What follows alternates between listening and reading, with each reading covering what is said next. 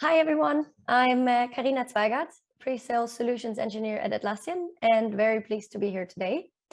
Unfortunately, I couldn't join in person, but I can't wait for another opportunity to meet you in real life. A bit about myself, I'm originally from Germany, but I'm living in Amsterdam, which is also where our Atlassian European headquarters are based. So if any one of you will be in Amsterdam soon, please let me know so that we can catch up. I've joined Atlassian in July last year after I've worked with the products and also started loving them during my previous job. And today I'll talk about the Atlassian Cloud, about our core product development, new features, and also big milestones we've achieved so far. As we continue to optimize our software as a service offerings, also for larger, more complex organizations, we are very focused on exceeding industry standards and always keeping customer data safe, private, and also, of course, stay compliant, while also allowing our customers for seamless scaling. Our core mission at Atlassian is, and always will be, to unleash the potential of every team. And that is also the mantra when we made the decision to become a cloud-first company. We always have in mind that teams are relying on our products to work faster, more securely, more consistent, and also collaborate better. So when building our cloud products, we always had in mind to not making them available for only software development teams, but for literally every team in any company that needs to organize their work, collaborate, be innovative while staying productive. And hence, our main focus in the cloud is making the products more intuitive, better integrated, and also better help teams to do it all with what they got. Now, knowing that a lot of customers might not be ready to move to the cloud yet, Atlassian is still continuing to provide the data center option as well. In preparation of this talk, I saw that this question was coming up. So I would like to mention and also ensure you that at this point in time, we do have dedicated teams to improving our on-premise offering as well. And we're also still providing this deployment option to our clients. So just to keep you aware, we're not having the goal to stop providing the data center solutions to our clients at the moment. I'm working in the German market. And I also do see a lot of clients that are not ready yet to move to the cloud. So I'm also very much aware of these market-specific hesitations. Though we as Atlassian also see ourselves responsible for educating our clients that the Atlassian Cloud isn't just another deployment option, but it's basically innovation that also will help the teams to unleash their full potential. We at Atlassian do see a lot of potential in the future for more customers moving to the cloud. And we're also putting a lot of customer research, effort, and requirements consolidations to make our products more robust and also support as many customers as possible in their journey to the cloud. So today, what we will focus on is definitely how we deliver the best experience with the Atlassian Cloud. We're also not alone in our belief that cloud is how we deliver innovation to our organizations. According to Gartner, for example, 80% of enterprise workloads will shift to the cloud by 2025, with more teams adopting modern frameworks and also expecting a more seamless experience. And also 90% of our new customers are actually starting directly with Atlassian Cloud products. But why is it that our customers are choosing to move to the Atlassian Cloud, and what are the actual benefits there? The first thing is what we call elevated productivity. That basically means customers don't have to host the infrastructure anymore or maintain the software and upgrades themselves. And employees will have more time to really focus on the core business or allocate their time to other innovation within their company. Also, in the cloud, customers will have the benefit of an always-on environment and also will benefit from exclusive features that will basically always be up to date. Customers are able to make use of a highly available, always-on infrastructure that they're not bothered by hosting themselves anymore, but they're still benefiting from having the flexibility over their products themselves, of course. And the third part, and that's also in my mind the most essential point, is that many customers want to leverage the Atlassian's security, privacy, and compliance standards. That's also resulting from issues that many customers were facing in their own environments. So now it's just easy to hand over this responsibility to Atlassian. Giving you an example, within my last couple of months in Atlassian, it already happened twice that customers first decided to stay on-premise in their own service. They unfortunately got hacked, and of course regret their decision, and then preferably would have moved to the cloud immediately. So let's also take a look into how we protect our clients' data, how we stay compliant, and also how we provide a full services cloud solution to our clients. As you probably all know, our products are all hosted in AWS, which is basically the underlying platform of all our services. We've built a secure multi-tenant microservices architecture that always ensures that only authorized and authenticated users are able to use a service and access their data. We're also using various services of AWS, just like automatic data backups and built-in disaster recovery services, in order to provide an always-on high-performing infrastructure. And we also offer financially backed uptime SLAs in our main cloud subscriptions. And of course, we are providing a secure and compliant environment. When Atlassian decided to build our cloud products from scratch, that was about 5 years ago, we were basically able to build them with security in mind. Like, our engineers were able to build a secure platform right from the start, rather than taking the existing on-premise solutions and trying to make them secure. It was completely new build functionality in the cloud. So what I think is very important is, when we're talking about our deployment options, it's always important to keep in mind that the cloud products are not just the on-premise products that were put into the cloud, but they were basically rebuilt from scratch with new features, new functionalities for end users, but also always having in mind to provide top-level security for our customers. So what does that mean? All data is encrypted in transit and at rest at all times for all our products. And since end of last year, also Bitbucket is hosted in the AWS environment and also provides encryption in transit and at rest at all times. Customers, especially in Europe, can choose to host their data locally. So here again, we are benefiting from the AWS regions and host the data in the data centers in Frankfurt in Germany and in Dublin in Ireland. And as mentioned before, since we've built the zero trust microservices architecture to ensure that only authorized users have access to any data in the products, we in Atlassian itself also follow the zero trust practices and processes itself. That basically means that we're regularly undergoing third-party audits, and also our internal compliance program is regularly working on meeting our customers' requirements. Looking at where we started and how far we've come now, it's actually really worth mentioning that some years ago we worked hard for getting the SOC 2 compliance verified, and our latest achievements are, for example, covering the BaFin certification for financial services clients, or the HIPAA compliance certification for customers in the healthcare sector. I believe that these two newest milestones, which we achieved the BaFin end of last year, and HIPAA we literally just received this year in February, are great examples of how Atlassian is growing and moving forward in aiming to provide providing more and more customers the ability to move to our cloud.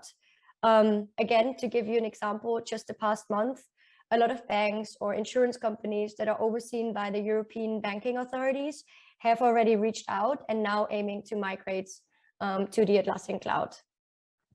So whenever you hear that security or compliance are blockers for a cloud migration, we would love to hear the feedback and also provide our internal teams with additional information on what specific compliance standards or certifications have to be met, so that we as Atlassian can learn from that and also further prioritize what certain certifications have to be met.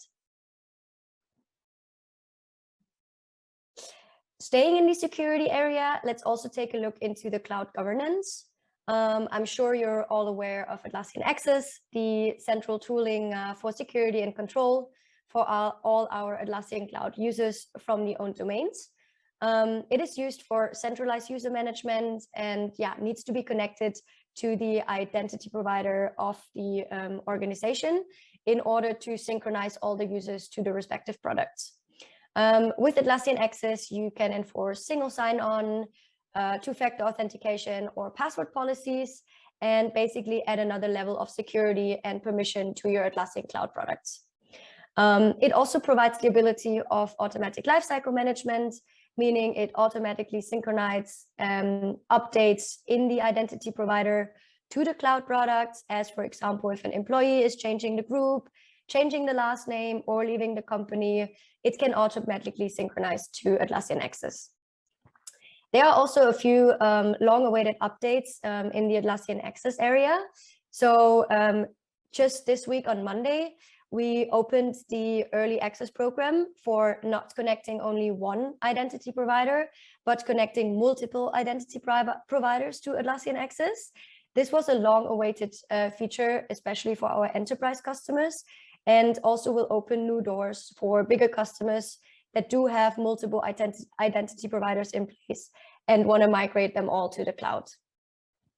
Another EAP that is coming or planned for open up in April or May is the integration layer that is flattening nested groups, which are synchronized from the Azure AD, meaning the Microsoft identity provider Azure AD. For many customers that are using Azure AD, they're having hierarchies built in, meaning they have nested groups built in their Azure AD. And now this feature will help them flattening those when synchronizing those groups to Atlassian Access.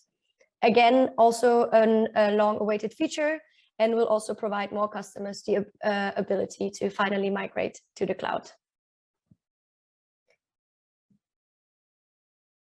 In addition, this is another update that happened end of last year, but still worth mentioning considering our fast-moving updates sometimes. We added the discovered products feature to Atlassian Access to prevent shadow IT. So if ever a managed account from one organization is administering products outside the same organization, with the discovered products feature, the admin will be notified about these actions now. Before this feature, admins didn't have proper visibility of what their managed accounts would be up to outside of their organization. So this is also a great step forward to prevent shadow IT and also make sure that employees that need to work with the Atlassian products can be helped directly from an organizational level.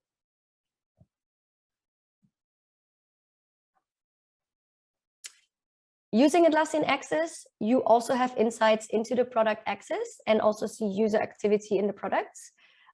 Examples for this are the daily active usage in the last 30 days or the percentage of inactive users who have access to the products. In accordance with the newest HIPAA compliance certification, we're also now providing insights down to in-product logging to basically reproduce potential misconduct even of authorized and authenticated accounts. And in accordance with that, we of course always want to remind that with Atlassian Access, you can control the users who have access to respective products. You're able to receive the audit logs, and you can also now create a comprehensive log of admin activities that shows who does what and when. And here again, reminding that with this newest feature, there is the ability of in-product auditing and basically break that down to audit logs within the product movement itself. This also becomes really relevant in the area of data loss protection, as it exactly shows who had access to which product instance. And admins can also take action to mainly block access if necessary, or get a detailed record of suspicious activities, for example.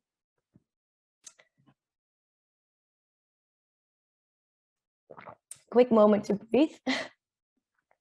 Now, moving a bit away from the administrative cloud security focus, but also looking into the end user experience and value here. I'd also like to give more insights in what's recently been launched, where we're focusing on right now and what will come in the future on the end users, meaning team level perspective. To stay close to our mantra, teamwork is the essential factor for companies being successful and innovative.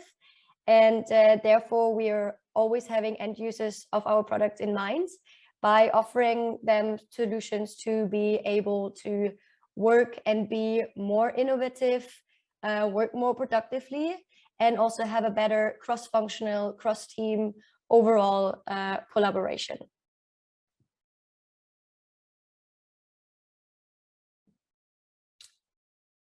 One of our biggest focus when looking into unleashing team potentials is basically making products more intuitive for other teams that are not necessarily software development teams.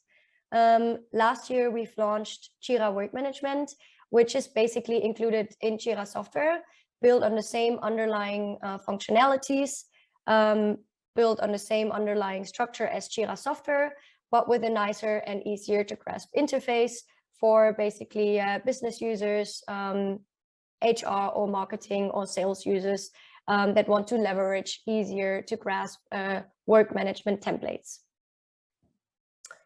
The templates for creation of such work management projects are available in the new template library, which is making the creation of projects in Jira much simpler. You can browse templates with additional information that basically helps you finding the template that best fits the way your respective team work. Here you can also find the just mentioned work management templates, specifically designed for marketing, HR, or sales teams. And also here you find the possibility to create team managed projects, which is the new project type that we've launched when we introduced our cloud products. Just a quick reminder of what team managed projects are. In the cloud, we now provide the option to have the so-called team managed projects in addition to the classic or originally called company managed projects, as they're also known usually in the on-premise world. This option basically gives self-managed teams the option to set up and maintain a project quickly, and also brings down project admin activities down to the team level. Teams can work more independently from other projects, and also individual workflows or custom fields can be created for those self-managed teams without basically bothering other projects on the same sites. Earlier, the configuration of team-managed projects were more simple, but we've realized that there is a big demand coming from our customers. So we're actively working on making these configurations more flexible. What you can do now with team-managed projects is, for example, that you can create own workflows just for epics. That means it's possible to map a workflow for teams' high-level objectives, and you can save a separate workflow for every other issue type. That means that also in the team-managed projects, stories, tasks, subtasks, and bugs and epics can basically each follow a unique path from to-do to done, but still all in one board.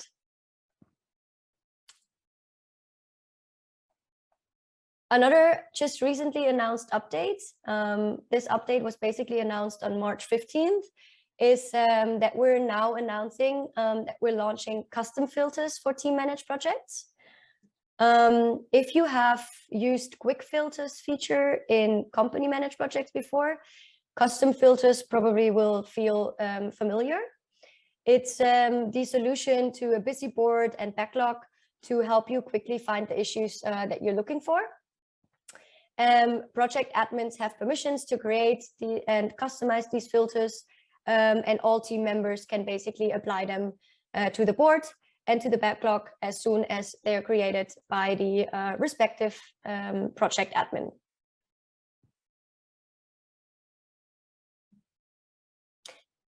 Another great feature that's natively available in the cloud is the built-in advanced roadmaps feature. I'm sure you're all aware of, but of course it's worth mentioning when we're talking about end user features of our cloud products, because it gives visibility into planning of projects. You can now even get story level issues on the roadmap to get a better understanding of when work will be shipped. You can visualize and plan your story level issues on the roadmap, basically. In general, a plan combines the roadmaps of multiple teams or multiple projects. So where you can add software projects as well as IT, business projects all together. You can plan dependencies and also create dependency reports.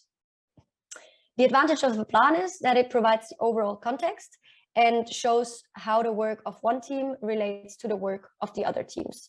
And here again, we talked about Jira work management before. So basically all the project types coming from different teams can be combined together in one plan. Another exciting feature in advanced roadmaps is that you can create hierarchy levels above epics. So you can analyze the target tracking on a portfolio level. So if you want to plan and track work across the organization, you can, for example, create a hierarchy level for initiatives to represent organization-wide goals. And if the initiative is positioned above the epics, it basically can be used as a container for epics.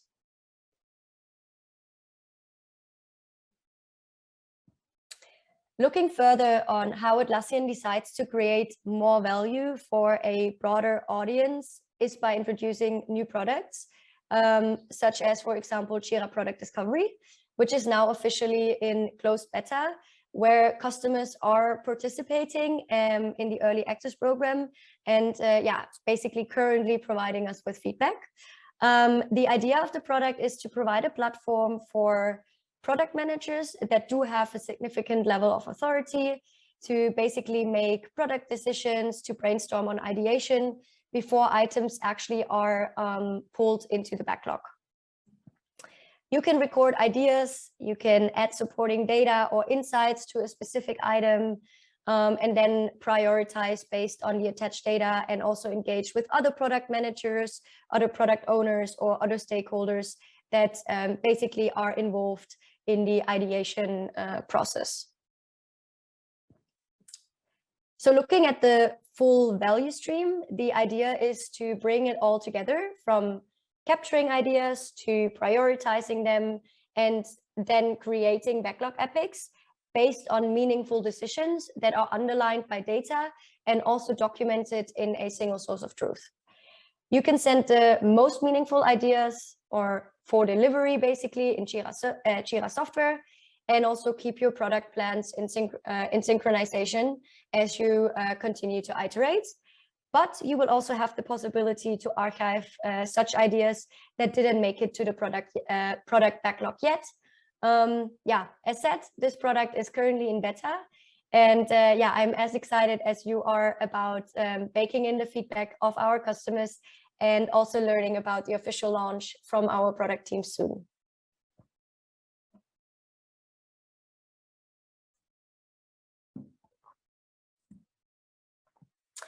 Also focusing on the value stream in general, once you created a Jira software project, you'll see the option to connect work across your tools. That allows you to easily create and connect containers from all other tools in the cloud, as for example, a Bitbucket repository, but also any other source code tool, like for example, GitHub or GitLab can basically connect it to your Jira software project. You can connect a Confluence base or also a on schedule Ops Genie call. So basically you have it all in one place, connected in the cloud. Looking at Confluence, you can now share a page with anyone on the internet using the public link. It's a unique URL that can be used to share a view-only version of a page with basically anyone on the internet. This is a simple way to share your pages with people like clients, vendors, contractors, without needing to pay for extra seats. And of course, to keep things always secure, public links are disabled by default. A product admin has to allow the feature in the settings, and it can also be disabled at any time. Let's make sure that we're not mixing up features. This is the view only page, so the public link that can be shared externally, while the actual external collaboration feature that's also been long awaited for as well is now in closed beta as well. This feature will allow you, in addition to sharing a public link to your clients, to your vendors, it basically will allow you to invite external users to your Confluence page and really collaborate on that page. Guests, of course, will have limited access to the cloud side and only be able to participate in the Confluence space where they have granted the access for. But it was a long-awaited feature, and it is a great addition to properly collaborate with contractors, consultants, vendors, clients that you need to work with for either a specific project or a specific amount of time.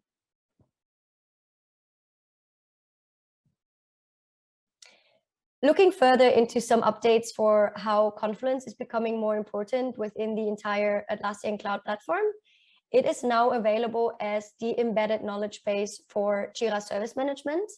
It allows service teams to provide their teams or customers with helpful articles, support questions, or how-tos in order for them to self-serve instead of always raising a ticket.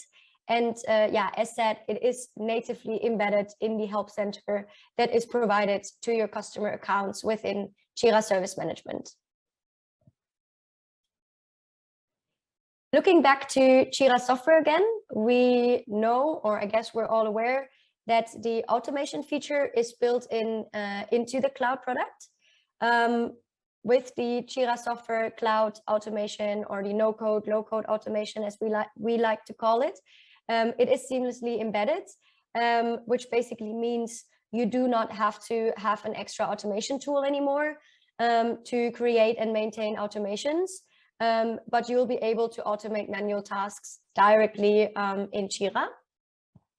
What our teams are working on right now, and also putting a lot of resources and effort in, is also launching automation for Confluence. Here again, using it together within the entire Atlassian Cloud platform. Also stay tuned about new announcements here.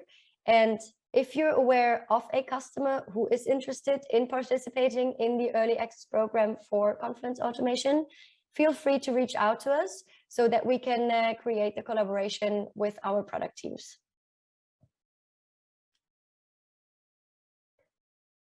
Now, looking into the latest updates of our new product framework, I would also like to introduce Team Central to you. It is now open in beta. You can test it for free directly from our website. It's the product, what we call a homepage for every project.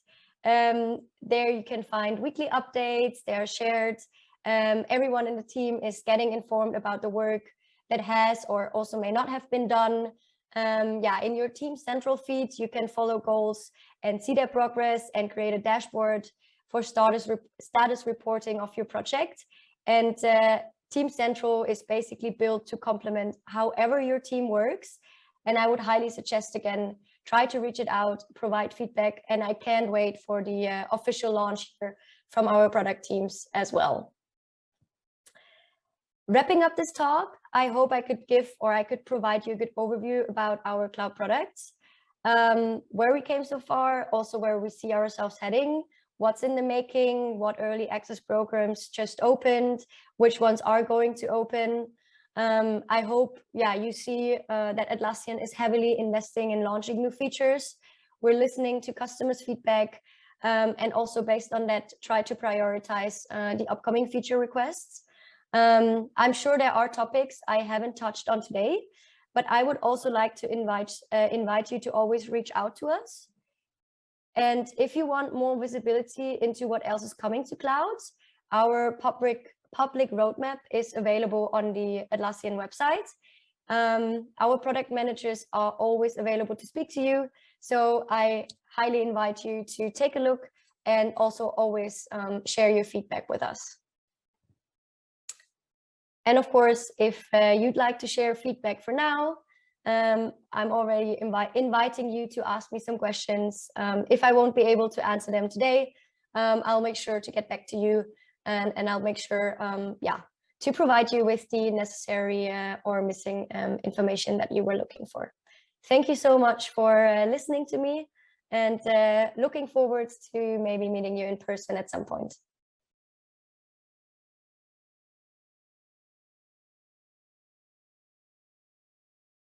Coffee break? No. I think time for questions. I think Carina is also on Zoom with us and able to take questions. So as always, the audience has the possibility to raise hand and ask for a microphone. So she will also hear your questions. And I do have some questions on the stream's chat already. So it's also okay to head there and ask your questions there.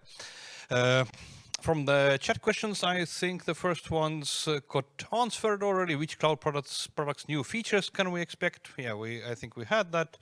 Jira product discovery, I think Team Central, I think very also mentioned. There's a question about, is Atlassian Bamboo going to be available on cloud in the future that I don't remember, did you cover? Yeah, that's something I didn't cover actually. So Atlassian Bamboo is like the CI/CD tool in server or in data center. But what we do have in the cloud is Bitbucket pipelines as the alternative tool for that. So Bamboo is not a tool that we will bring to the cloud per se, but Bitbucket pipelines will basically, replace that.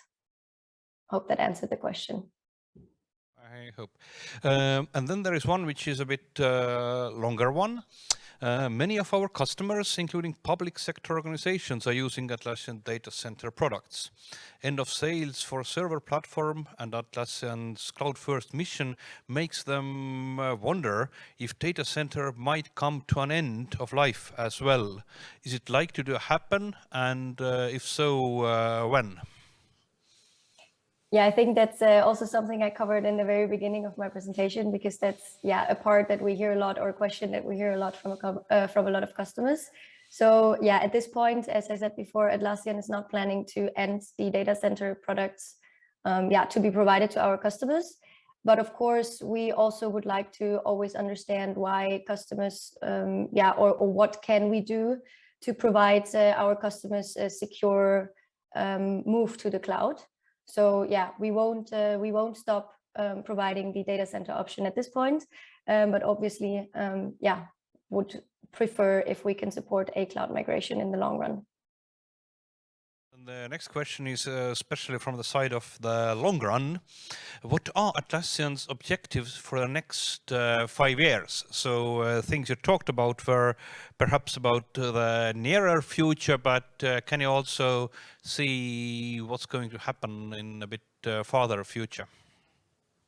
Yeah, so I think the main focus is definitely on security, like cloud security and cloud compliance, to also allow more customers, especially, for example, in the defense area, to move to the cloud as well. So this is a high focus at the moment. So we're also internally looking into how we can leverage DLP software or products to support our clients there. Another focus is really also on the marketplace app security, to kind of, I'm sure every one of you maybe is aware of Forge, the app hosting platform or app development platform. So we also had a lot of app vendors or Atlassian partners here speaking today.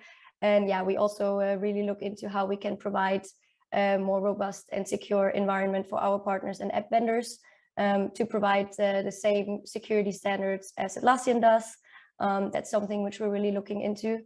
And then, of course, also on the long run, in Jira software and Confluence, looking into feature requests and figuring out how we can provide the best features for our customers there as well. Thank you. Next question. Is it possible to encrypt data in cloud project with my own self-managed key, probably in a way to make sure that Atlassian can't even theoretically get access to it? Yeah, so basically at this moment, we're using the AWS key management software from AWS for the key or for the encryption of the data. We are currently working on a feature for Jira, as in bring your own encryption. Of course, that would mean that we would bring over some responsibility in the key management to our customers. So on our roadmap, you would see a item, I think it's on for mid of this year, where the first part of the bring your own key feature will be launched in a MVP version for Jira issue fields. And we're working heavily on that with our clients together, getting the feedback, what exactly is the needs, how we can provide the best solution for our clients there. So yes, that's something in the works. It doesn't work at the moment, but it's something in the works. And if you have a client that would be interested in that feature, we're also happy to make the connect to our product teams to figure out what the requirements are, so that we see or that we can check whether this feature would also suit the needs. One question from myself also. Now having the data center and cloud versions, and I understand that from your talk that the question of on-prem has been mostly related to compliance questions. So who wants to comply?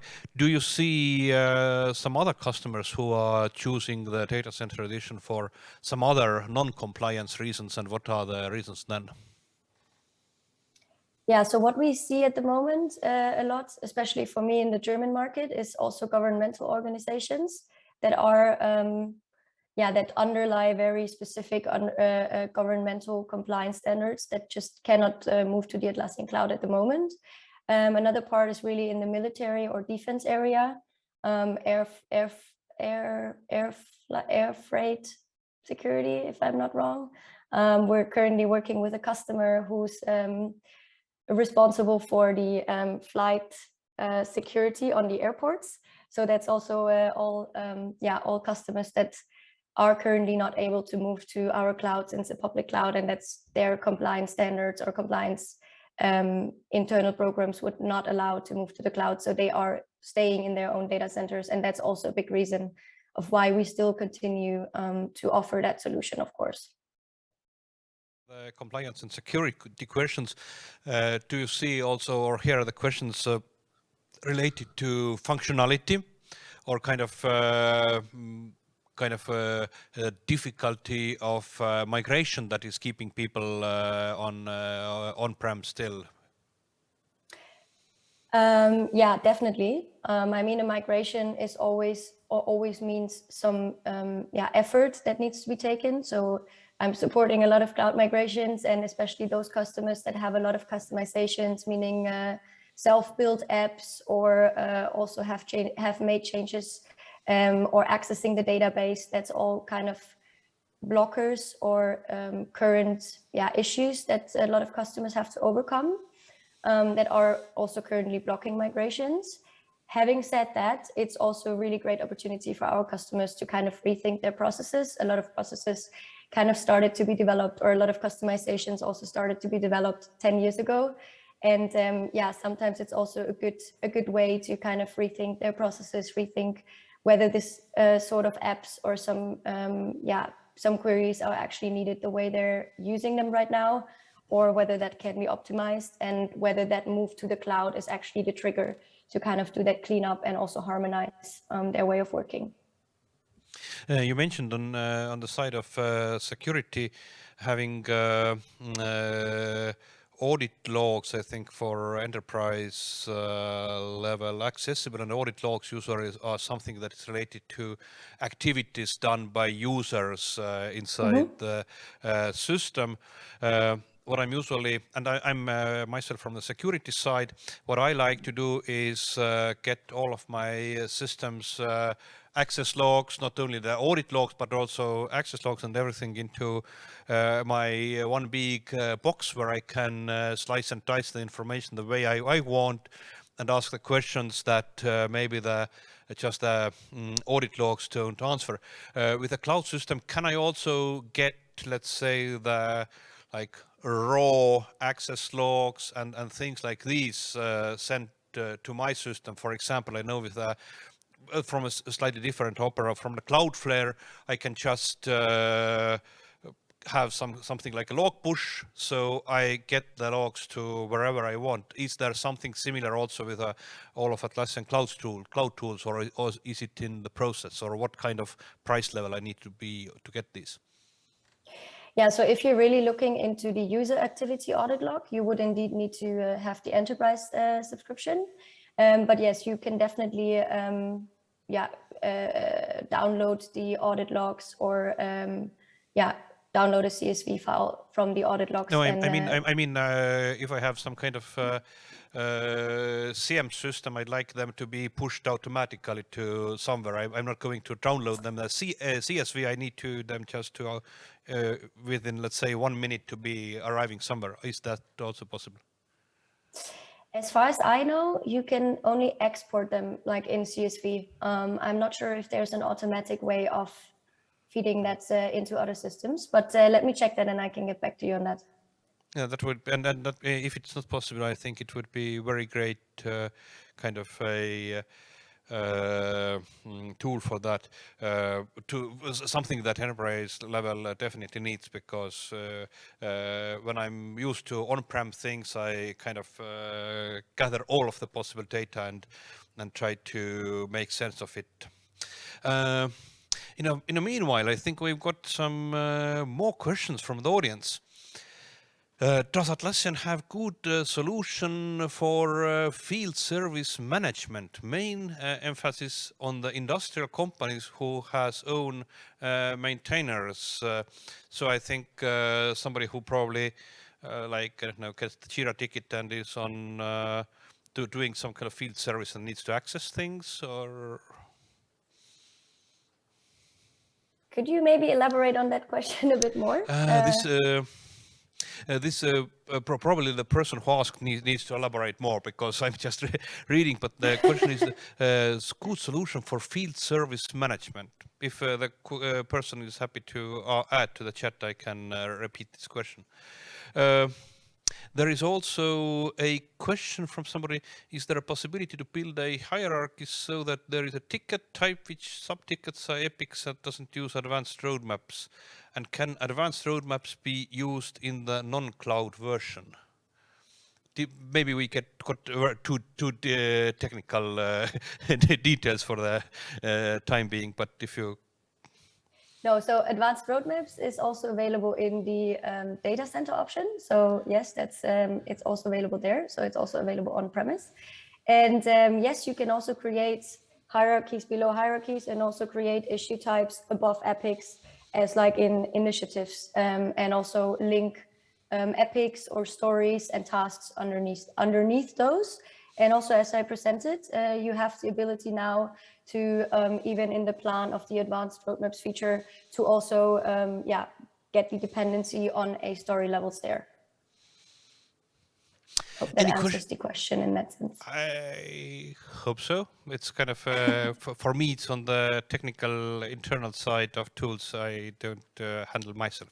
But does anybody from the audience want to ask a question? No, I think everybody is already on their 5 o'clock mood. It has been a long day with a lot of interesting talks. So perhaps we just can say thank you to you and applaudissements. Thank you very much for having me.